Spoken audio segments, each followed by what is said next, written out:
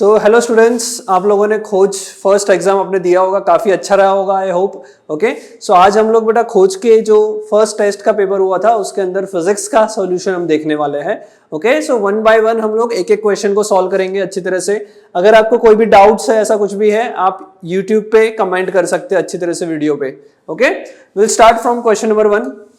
बहुत easy question है पहला जो है वो, ये एक हमारा मोशन चैप्टर का क्वेश्चन मैं बोल सकता हूं। An alpha particle starts from rest and accelerate uniformly with 0.01 metre पर second square towards a positive plate. इसका मतलब बेटा क्या क्या दे रखा है? पहली चीज दे रखी है initial speed. Alpha particle starts from rest, that means initial speed u equals to 0, has an acceleration of 0.01 metre पर सेकेंड स्क्वायर। ये हमें एक्सेलरेशन दे रखा है। और क्या दे रखा है? आपको दे रखा है कि 10 सेकेंड तक ट्रैवल कर रहा है। सो time given is 10 seconds. Simple. तो हम लोगों ने सबसे पहले लिख लिया कि क्या क्या वैल्यू गिवन है। उसके बाद पूछा क्या है, what will be the average speed. Average speed कितनी होगी ये हमसे पूछा है। सो एवरेज स्पीड क्या होता है? Average speed is the total distance covered divided by total time taken. So we have to find first of all distance, और उसके बाद टाइम दे रखा है 10 से हम डिवाइड कर देंगे। ओके, सो बेटा हमको पता है I can find s from ut plus half at square, s equals to ut plus half at square, right?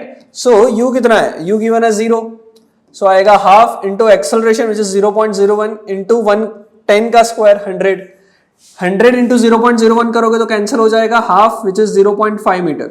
so distance covered is 0.5 metre.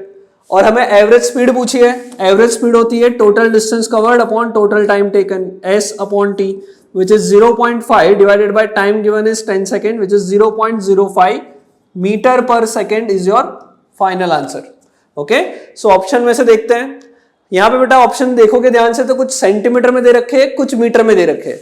हमारा जो 0.01 0.05 आ रहा है वो मीटर में आ रहा है। अगर इसी को सेंटीमीटर में कन्वर्ट करेंगे तो 0.0005 सेंटीमीटर पर सेकेंड बनने वाला है, राइट। सो इन दोनों में से अगर देखोगे तो ऑप्शन नंबर डी जो है वो मीटर पर सेकेंड में हमारा जो आंसर आया वो मैच हो रहा है।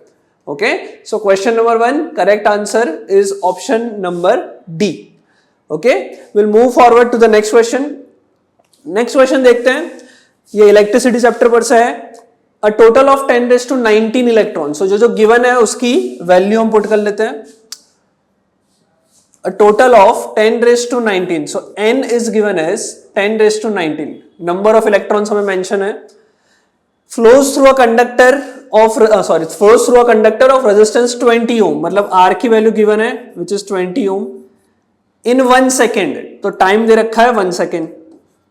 फाइंड क्या करना है? Potential difference between the terminal. So बेटा हम सबको पता है formula potential difference V is equals to IR।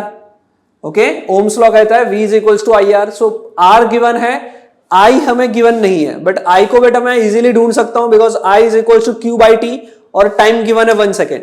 So from here I can right I equals to Q by T। Q को मैं लिख सकता हूं NE। N मतलब नंबर ऑफ इलेक्ट्रॉन्स, E मतलब charge present on 1 electron. So 10⁻19 into charge present on 1 electron होता है 1.6 10⁻⁻19 divided by बेटा टाइम दे रखा है 1 सेकेंड। तो ये जो I आया वो 1.6 एम्पियर आया। सिंपल। अब इसकी I की वैल्यू मैं इधर पुट कर दूंगा 1.6 multiply by R। R given is 20, सो ये आ जाएगा 32 वोल्ट। बहुत इजी क्वेश्चन था ये। Okay, option number A is correct. So question number 2 का जो अपना करेक्ट आंसर है that is option number A, 32 volt, that is the voltage drop. Next चलते हैं। A light ray is incident on a surface with a glancing angle of reflection of 30 degree. What is the angle of deviation? So glancing angle क्या होता है? So अगर हम थोड़ा बहुत याद करें कि लाइट रे ऐसे आती है, इसको इंसिडेंट रे कहते हैं, फिर इधर से हम नॉर्मल बनाते हैं, फिर रिफ्लेक्टेड रे जाती है। ये जो एंगल होता है सरफेस के साथ जो एंगल बना है उसको ग्लांसिंग एंगल कहते हैं। And in this question it is given as 30 degree. So अगर बेटा ग्लांसिंग एंगल 30 डिग्री है तो जो नॉर्मल के साथ एंगल बनाया वो ऑब्वियस बात है 90 - 30 विच इज 60 डिग्री होगा। सो एंगल ऑफ इंसिडेंस जो है वो 60 डिग्री है।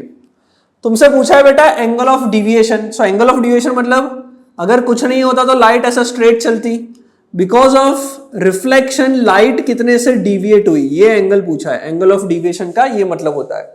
राइट। सो बेटा हम सबको पता है कि एंगल ऑफ डिविएशन होता है 180 माइनस 2 टाइम्स आई, और हम लोगों ने आई ऑलरेडी ढूंढ लिया है, तो 180 माइनस 2 टाइम्स 60, 2 टाइम्स 60 करोगे दैट इज 120, 180 माइनस 120, 180 माइनस 120 करोगे 60 डिग्री आंसर आएगा।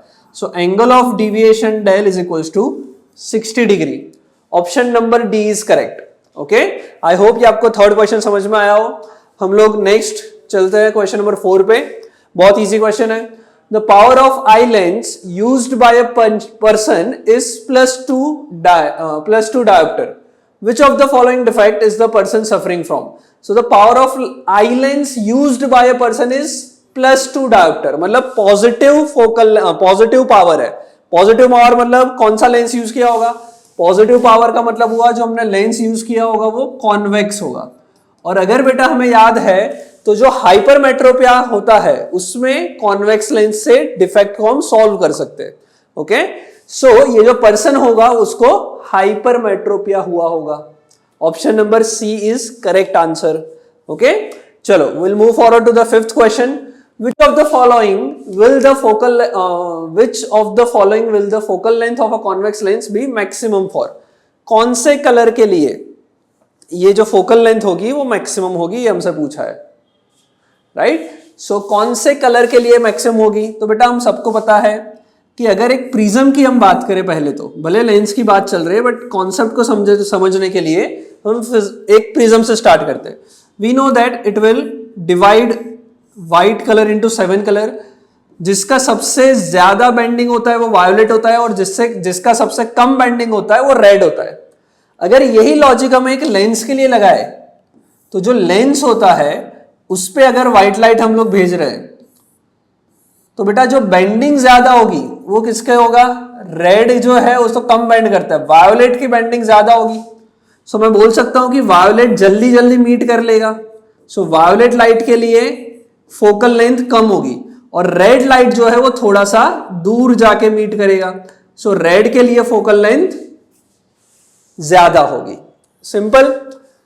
Which of the following the light convex lens की मैक्सिमम फोकल लेंथ होगी? सो आंसर आएगा रेड लाइट मैक्सिमम होगी, रेड के लिए फोकल लेंथ मैक्सिमम होगी। आई बात समझ में आपको? Okay, will move to the question number 6।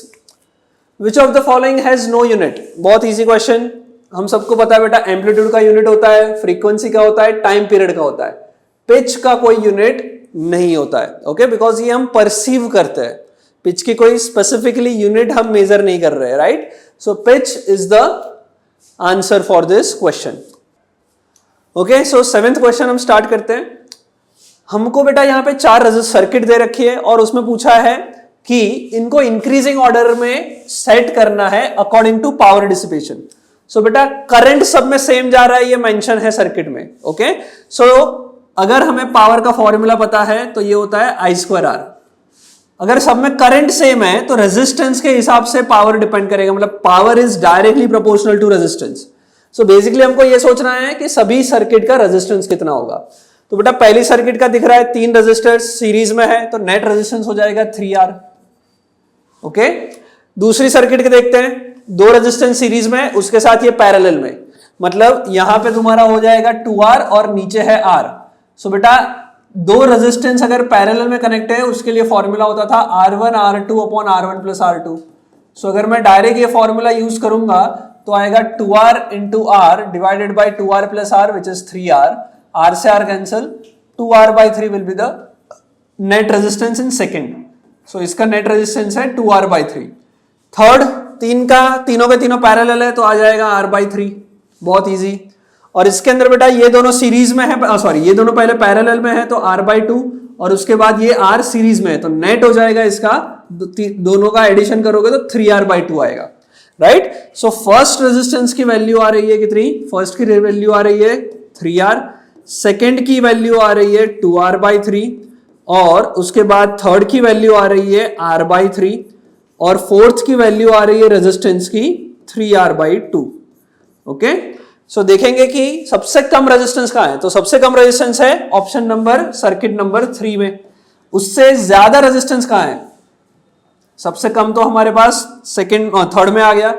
उससे थोड़ा ज्यादा कहां है, उससे थोड़ा ज्यादा देखोगे तो बोलेंगे हम लोग ऑप्शन नंबर 2 में।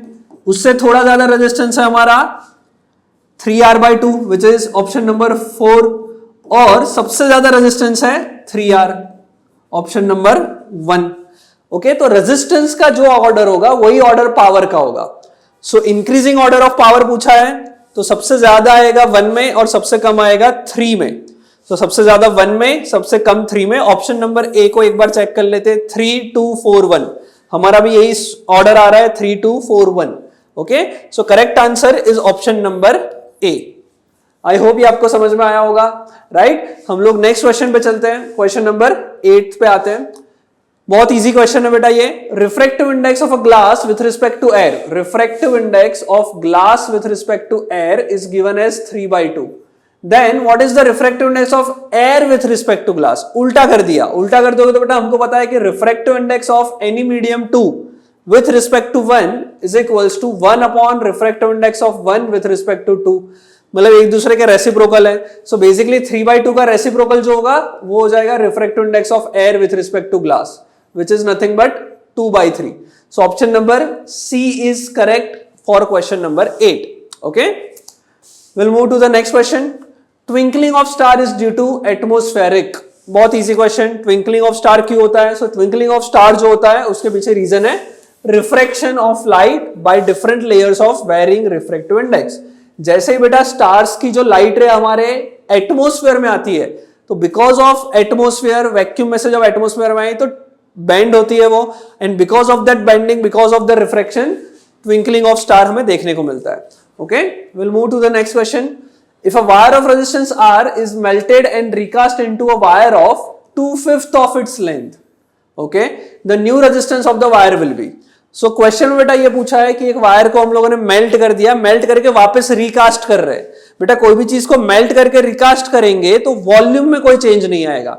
ओके, चलो, तो वॉल्यूम में कोई चेंज नहीं आएगा ये मान के चलेंगे, वॉल्यूम इज कांस्टेंट। और बेटा लेंथ को 2/5 कर दिया तो एरिया जो है वो 5/2 टाइम्स इंक्रीज हो जाएगा। या फिर हम ऐसा भी कर सकते हैं कि रेजिस्टेंस का नॉर्मल फॉर्मूला होता है ρL/A, राइट। अगर इस फॉर्मूला में मैं लेंथ से मल्टीप्लाई और डिवाइड कर देता हूं तो क्या बन जाएगा? ये बन जाएगा ρL² divided by area into length is volume. और बेटा हमें पता है कि वॉल्यूम कांस्टेंट है और रेजिस्टिविटी भी कांस्टेंट है, तो resistance is nothing but directly proportional to L²।